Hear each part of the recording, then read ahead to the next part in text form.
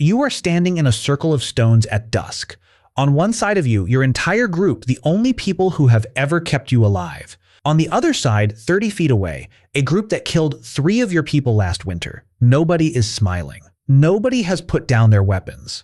And right now, your leader is walking forward, holding your child by the hand, toward the man on the other side who wants to take him. You are not being robbed. You are not being punished. This is the plan. This was always the plan. And if it works, nobody else in your group dies this year. Today, if a stranger walked up and asked to take your child home with them, you'd call the police in about 4 seconds. For you, that request is the single clearest signal of danger a person can send. But for a huge number of small-scale societies across human history, handing a child to your enemy wasn't the danger. It was the only thing that made the danger stop. Here's the part that should bother you. This wasn't rare. It wasn't one broken tribe doing something desperate. Anthropologists have documented versions of this exact practice across wildly unrelated cultures, societies that never made contact with each other, arriving at the same solution independently. So what is actually happening in that stone circle? The French anthropologist Claude Lévi-Strauss spent decades studying why small human groups form alliances with people who have every reason to want them dead. And his answer was almost insultingly simple. You can't go to war with people your own blood is living inside of. Give a rival group your child, and your child's survival is now tied to their decisions. Take one of theirs, and the same is true in reverse. Nobody has to trust anybody. The system doesn't need trust. It needs a shared body count neither side can afford. But here's where it gets darker, because this wasn't a gentle diplomatic gesture.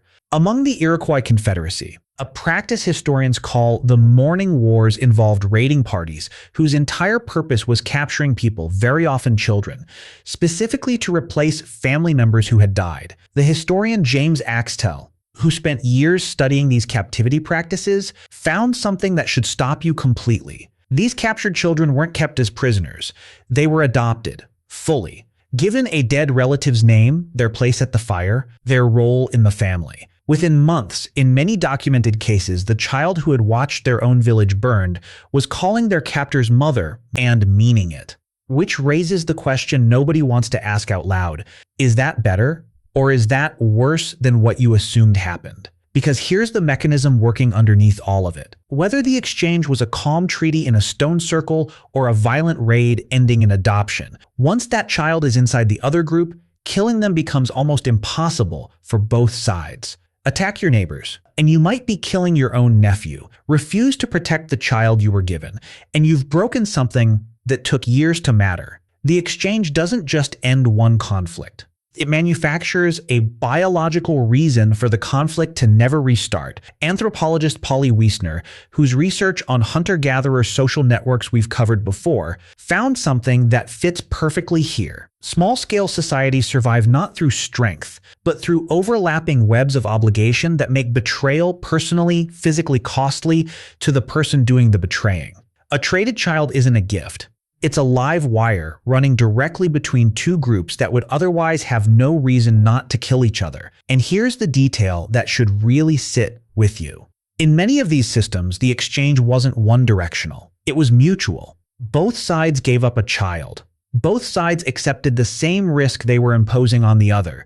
If war broke out anyway, both families lost someone they'd raised as their own. This wasn't a punishment inflicted on the weaker group. It was a mutual hostage system agreed to by both sides because the alternative, actual, ongoing war killed far more people than the arrangement ever did. So which is it? Trade or hostage-taking? Diplomacy or a captured child forced to call their enemy family? The uncomfortable answer is it was never fully one or the other. The system worked precisely because it blurred that line. A child treated with genuine warmth and a child held as insurance against violence could be the exact same child, in the exact same household, at the exact same time. That contradiction wasn't a flaw in the system. It was the entire mechanism. Comfort and leverage, running on the same wire. You still do a version of this, even now. When two families become one through marriage, you call it forming a bond. Royal families married across warring kingdoms for exactly this reason for most of recorded history. The marriage wasn't romance, it was a peace treaty with a body attached to it. You still use the phrase, in-laws are family now, without questioning why that phrase exists at all. Somewhere underneath that phrase is the same cold logic as the stone circle. Shared blood makes betrayal expensive. So picture that circle one more time. The child being walked forward, nobody smiling, nobody putting down their weapons. From the outside, it looks like the worst thing a parent could ever be forced to do. From the inside, if you were standing in that circle 3 winters later, watching that same child walk freely between both camps, trusted by both sides, protected by both sides specifically because they belong to both sides now, you'd understand it was the only reason your people were still alive to watch it happen. Here is something the stone circle doesn't tell you. It wasn't the only version of this. Anthropologists mapping child exchange practices across unrelated cultures found the same mechanism appearing in the Pacific Islands, sub-Saharan Africa, the Arctic, and across pre-contact North America. Societies with no knowledge of each other, separated by thousands of miles of ocean and continent, arriving at identical solutions to the same problem. The specific details changed. The outcome didn't. In some societies, the exchange was formalized, a deliberate, named ceremony understood by everyone present. In others, it happened so gradually that neither group could point to a single moment when the child stopped being an outsider. They just became family over several seasons, and by the time the memory of the exchange had faded, the relationship it created had already done its job. Here is the part that should make you genuinely uncomfortable. In almost every documented case where the system broke down, where war resumed between groups who had exchanged children, the historical record shows the same pattern. It wasn't betrayal, it wasn't aggression, it was forgetting. Groups that stayed in contact with the exchanged child, that maintained the relationship, that kept the wire live, held the peace. Groups that let the connection go cold, that moved away, that stopped maintaining the mutual obligation, eventually lost the reason not to fight.